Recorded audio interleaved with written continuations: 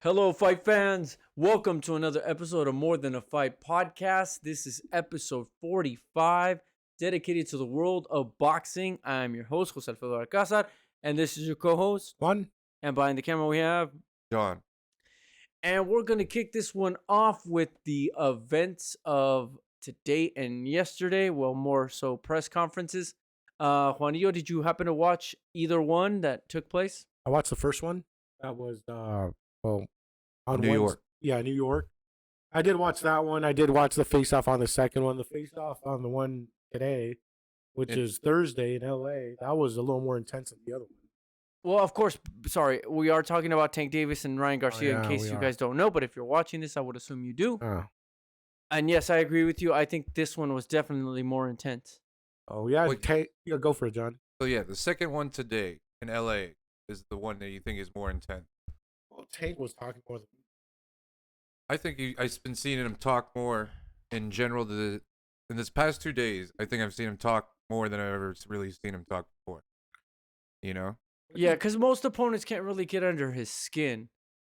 I think it's just like it's a lot of popularity contests right now. They're both young, and I mean they both have their following. I think it's I mean he's excited for it. I'm sure that's why he's getting a little more into it. Oh yeah, absolutely. I mean it's a massive fight without a shadow of a doubt. I mean, again, I don't see a bigger fight this year that can be made. Even if Spence and Crawford is made, I don't think it's bigger. What? Because of just where these dudes are in their careers, both in their prime, both young, both have knockout power, both are magnets for attention. They have social media followings, however you want to look at that part. That part always drives me a little crazy. Like for instance, Ryan Garcia had an interview with Max Kellerman, and Kellerman was like, Ryan Garcia, 9 million plus followers on blah, blah, blah. I'm like, oh, come on, man. Jealous? The one thing I will say, and I want to give Ryan some respect and shine light on, is the fact that he doesn't have anywhere near the resume that Tank Davis has. And he's taking this fight. And he's the one really that's been calling for it more so than Tank. Yeah. He knows if he beats Tank, he's gonna be the top guy. So well, that's what Ryan Garcia was basically saying in the press conference. The second one today in LA was that I was the one who made this happen. No, yeah. You know, I was the one pushing for it. You just signed the contract, but it was me who's pushing for this fight to actually happen. I agree. I think he definitely needs to get credit for that. Whether he wins or loses. I think if he loses, he won't get the credit for it. If he wins, he'll more so get the credit for it. But we for sure got to give him that respect that he's going after. He's just going straight to the top. Kind of like Teofimo did with Lomachenko. But again, I can't wait for this one. And the other thing that I'm anxious to hear about is the undercard. Because if you have this kind of main event, what do you put on the undercard? Or who? Pitbull against someone so he can fight the winner? Okay. I don't know. I didn't think of that. No, but you're right. You're right. Pitbull is absolutely a very, very good option, and I don't see why it won't happen. Because then you're right. It creates drama and talking points. The thing is, it's only a month away, so yes, they better start. I hope whoever's fighting on the undercard's already training. It's only a month away. Yeah, I'm assuming they already have let certain fighters know, hey, you are one of the people that we're probably going to have on the undercard, so make sure you're ready. You know, it's funny you mentioned that. I saw a picture of Jared Anderson supposedly in training camp. Big Baby Anderson. Okay, so we're going to see a yeah, heavyweight but fight, he's hopefully? with ESPN. I don't know. I don't think ESPN would let him fight on this card. Although if I'm Bob Arum, I would, because this is a massive fight that he could get tons of exposure on. But it's Bob Arum. We'll see. I just can't wait for the announcement. I hope there's at least the co-main event's great out. Yes. I'm hoping at least. I think you're right. The more I think about it, I think you're right. I think it is going to be Pitbull against somebody. But you would think they're going to announce the undercard by next week, maybe Monday or Tuesday. I hope so. Maybe La Cara Chelsea. I don't know. Okay, that's possible. Yeah, I mean, he was champion. He needs to come back, right? Yeah. But anyway, we're super excited about that one, and hopefully we get the undercard by Tuesday, Wednesday of next week. Now let's jump into the actual fights of this coming weekend. Let's just I don't want to say brush over, but touch on the DAZN card, because really the main event was supposed to be Callum Smith against was his last name Stipin? It was spelled something The to that German guy, effect. right? I'm sorry? The German guy? Yes. But Callum Smith was supposed to fight him, yeah. had to drop out due to an injury.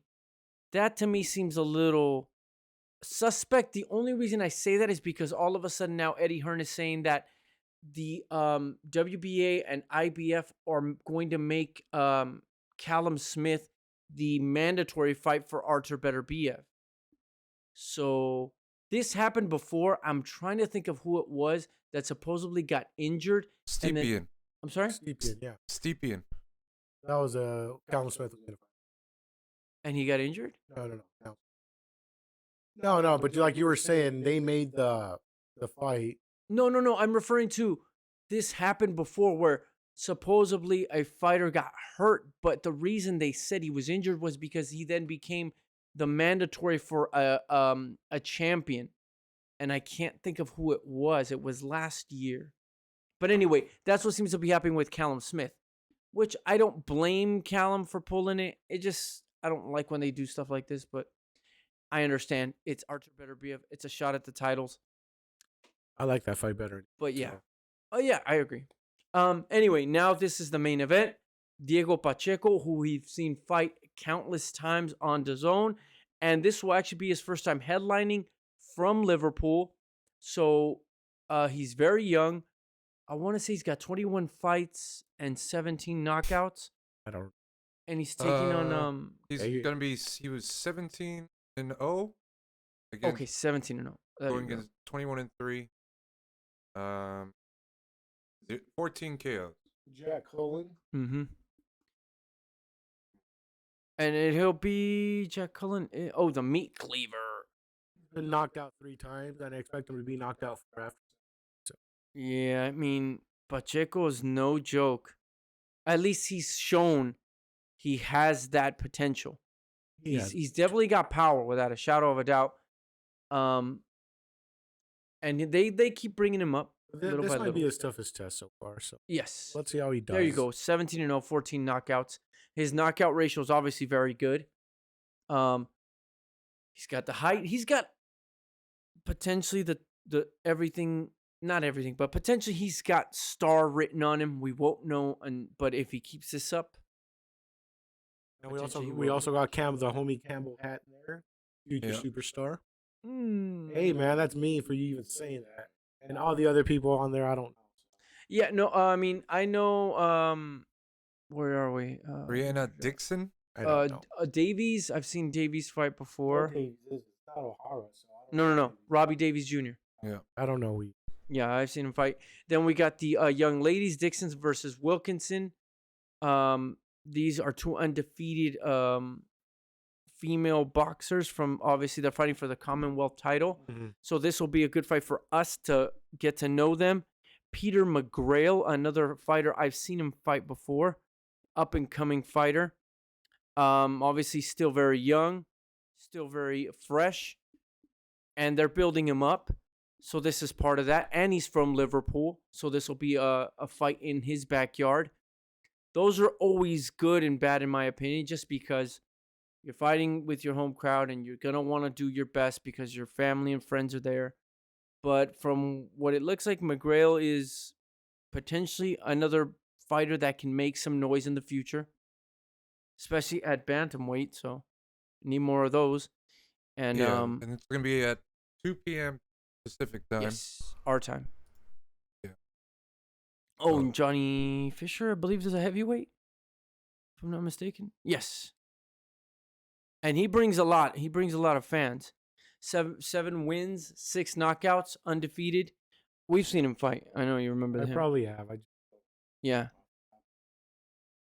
He's the dude that knocked out Dominic Musil, and we felt that they called it a little early, but the way he knocked him out.